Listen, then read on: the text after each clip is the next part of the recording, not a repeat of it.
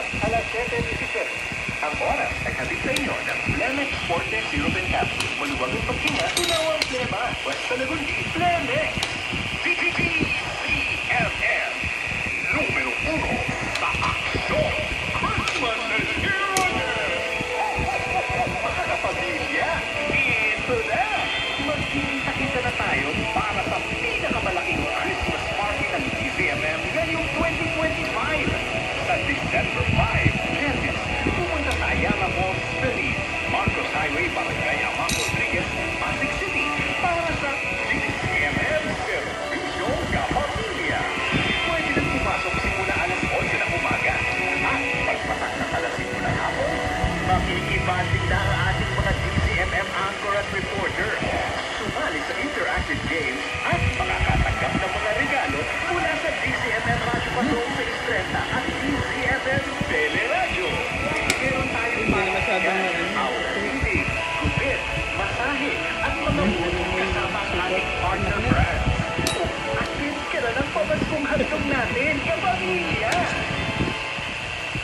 TV Patrol! Sa DZMM!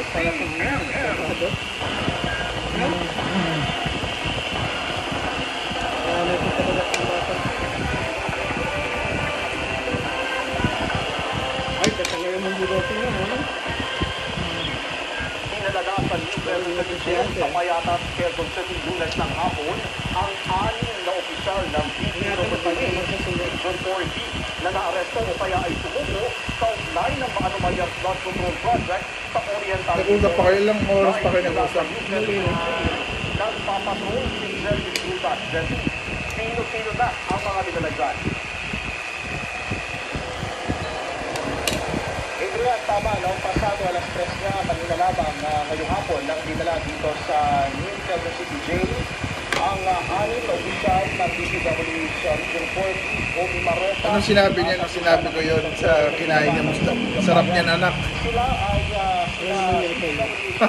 Director Gerald Pacana, DPWH Director for Bureau of Migrants, Jim Ryan Ayurin Altea, Assistant Regional Director Ruben de los Santos Jr., Construction Division Chief Dominic Gregorio Serrano, Project Engineer Felipe Lizardo Sebari Casuno, at Leading and Awards Division OIC Dennis Amador.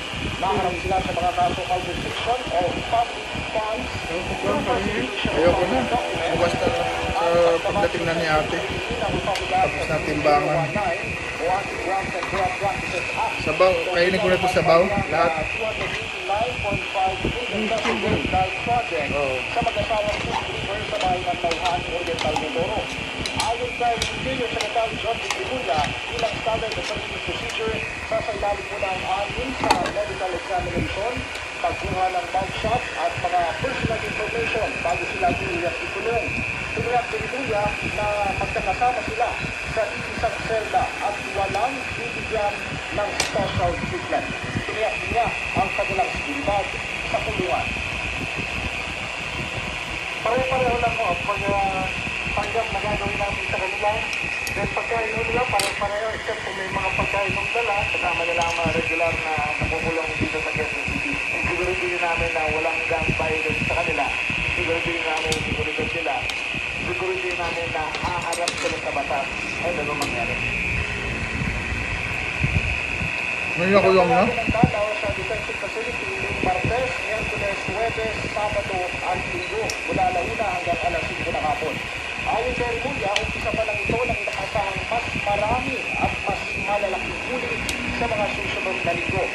Nagbabalang siya sa mga magkakanlong, kaya naman ay tutulong sa mga ipinaaresto ng Sandigan Bayan.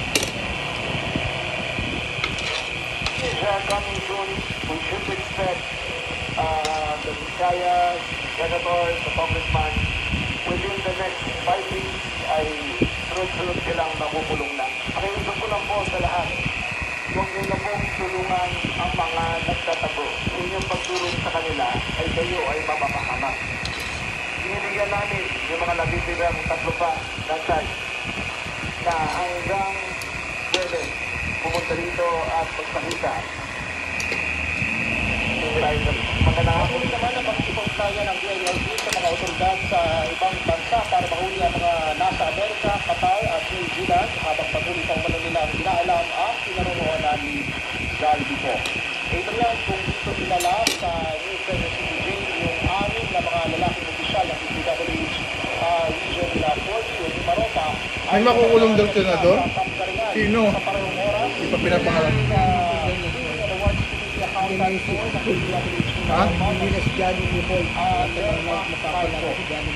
Samantalang nalaga naman si Bakit? Bakungan Ayan kasi ABS-CBN yun. dahil nakapagsiyan sa ito sa kanyang kaso. So, Jesse, ganun ang mangyayari kung sakaling may mga ibang tukulong ng mga kalalakihan ay daan at yung mga kababaihan ay doon sa Kasparingan. Yes, Adrian, yan ang malinaw na sinabi ko Sarap. ni SILG Ria. Sarap ng luto mo. Yung hininga na malaki pa. Sabay tayo palengke bukas, At ha? maraming paumanong break dito sa jail dahil ang capacity nito ay aabot sa 6,000. At sa ngayon ay nasa 3,000 pa lang ang nakakulong dito. Kabilang na nga dyan yung 6 na opisyal ng DPWH. At sinabi niya, Adrian, na yung mga susunod na mahuli na mga big fish ay dito na rin may kukulong. Adrian? Maraming salamat, Jesse Cruzan. Naghain ng kani-kanilang counter affidavit sa Department of Justice ang mga dating opisyal ng DPWH na sina Henry Alcantara, Bryce Hernandez at JP Mendoza, kasama na ang contractor na si Sally Santos. Ito'y kaugnay pa rin ng mga maanomalyang flood control project sa Bulacan, ayon kay Newsweek spokesperson Atty. Polo Martinez. Bukod sa 4 na nakapagsumite ng kanilang sagot, humiling ng extension ang iba pang akusado na pinagbigyan naman ng panel of prosecutors. Kasalukuyang sumasailalim sa preliminary investigation sa reklamong graft at malversation ang mga nabanggit na dating opisyal at contractor. Kapag naisumite na ang lahat ng mga kontrasalaysay ng mga akusado, ituturing na submitted for resolution na ang mga reklamo o pagpapatsakan na kung mauuwi ito sa pagsasampa ng mga kaso sa korte. Samantala, isinumite na ng PNP Criminal Investigation and Detection Group sa Independent Commission on Infrastructure ang resulta ng technical validation sa umano'y ghost project. Si Romualdez hindi nakulong. Aabot sa 75 taon na mga dokumento. Lakas Ang na, no? legit ng Pinsan pa kasi PNP Logistics Marcos. Support Service sa ICI headquarters sa Taguig. Base sa markings ng mga kahon, si Marcos kabilang sa validation reports ang proyekto sa barangay. Siguro kaya ayaw idawit niya yung pinsan niya kasi alam niya ilalaglag siya eh. Yung presidente. May takot din siya sa pinsan niya. At Alpha ang Pagka sabi niya, pag ako bumagsak, babagsak ka rin. Mag-pitsan tayo eh. ng pamilya Vizcaya. Pasok din sa na-validate ang pumping station sa Veterans Avenue sa lungsod sa ilalim ng kontrata ng SunWest Incorporated na iniuugnay naman kay dating Ako People Party List Representative Dalby Po. Aabot sa mahigit 100,000 ang inaasahan ng mga organizers na lalahok sa ikalawang trillion peso march sa November 30. Kanina, nagpulong na mga organizers, police at LGU para plansahin ang seguridad at kaayusan sa pagtitipon na nakasentro sa pagpapanagot sa mga kurap. Nagpapatrol, Michael Delizo. Muling ukupahin ng June Dance March Movement ang Quezon Power Monument sa Quezon City para ilabas ang galit ng sambayanan sa korupsyon sa pamahalaan. Pauunahan ito ng civil society at iba pang sectoral at political groups na tungkol sa korupsyon at political dynasty. Kapag ang mamamayan at simbahan ay nagkaisa para sa katotohanan, walang pwelsang makakapigil sa pagbabago. Di namin kailangan ng ayuda ng politikong epal. Sa halip po, mag-aayudahan kami na ihahatid namin ang mga murakot sa kulungan. Ikulong lahat ng sangkot forthwith. Ngayong Lunes, nagpulong sa Kampo Kalingal ang mga organizer, Quezon City Police at QC Department of Public Order and Safety para plantsahin ang mga paghahanda at seguridad sa protesta. This time we have a bigger planning horizon. With the previous security plan na ginawa natin, ini-improve pa natin ito, no? At ayaw natin na ma-paralyze or ma-hamper yung traffic flow ng EDSA. Sa latag ng programa, magtitipon muna sa iba-ibang lugar ang mga kalabas na grupo, organisasyon at paaralan simula alas 6 ng umaga. Ang access point para sa General Public Market ay magbumula sa Temple Drive at EDSA Shrine. Ang mga hindi dalaw sa marcha ay maaari namang maglakad sa EDSA mula MRT Santola na Napolis Station. Pagsapit ng alas 7:30, magmamarcha sila papuntang People Power Monument para sa Labor at Interfaith Program. Mula alas 2 hanggang alas 6 naman, ang concert para sa pagbabago. Ang inaasahan po natin ay mamimit po natin yung 120,000. Ang sigurado po para sa mga organizers, pinaghahandaan po natin yung sitwasyon. Nakalaan ang buong kahabaan ng White Lane sa rally habang may mga nakapwestong LED walls at stickers sa mga strategic points nito ganun din sa EDSA. 2 lane naman sa EDSA ang papayagang makupahan sa pagtitipon. Hindi papayagan ang sasakyan sa buong White Lane at kanto ng EDSA. Bukod sa EDSA, may mga hiwalay pero kaugnay na pagkilos din sa iba-ibang probinsya.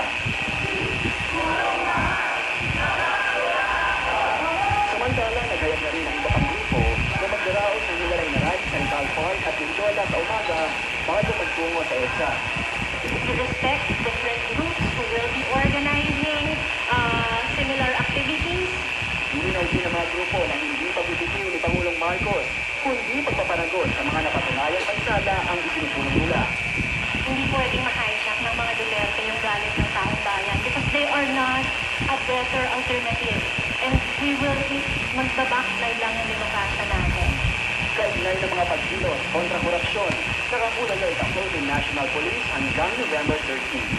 Michael Yes.